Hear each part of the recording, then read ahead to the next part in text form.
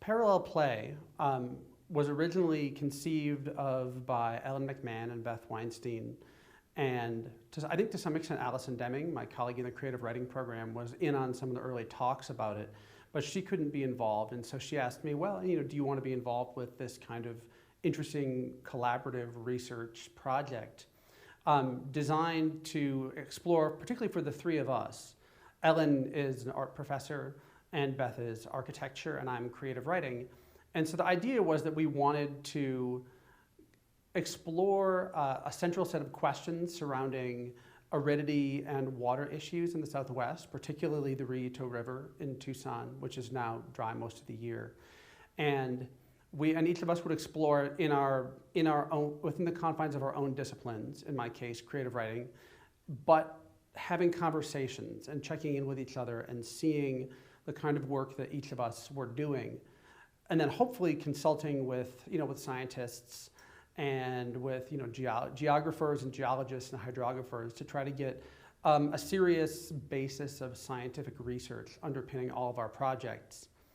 And then we also started to involve students from each of our programs.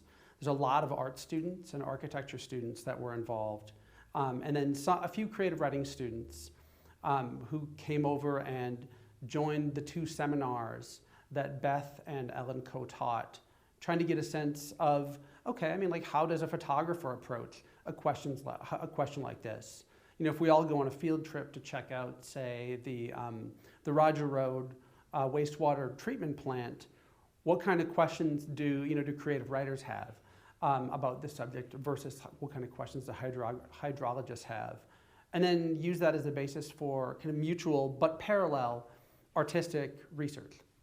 That was the original idea. So we would all sort of be working in our own lines. We're parallel, and because all of us are from humanities or arts, a lot of the work that we do comes out of the spirit of play and experiment.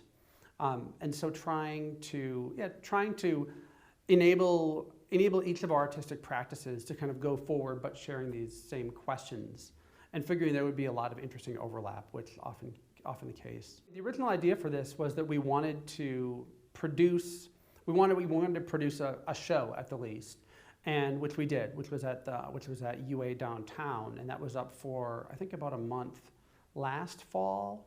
And the idea was that we would do this groundwater book. We came to the name fairly late, collecting the products of our collaborative research.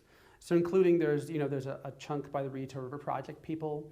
There are pieces by a number of the art students and both graduate and undergraduate architecture students, a couple of creative writers, and then one of my colleagues in literature in the English department. So Groundwater is the book that documents the exhibit and the show that we did, and it's going to be a beautiful, beautiful artifact when it's printed.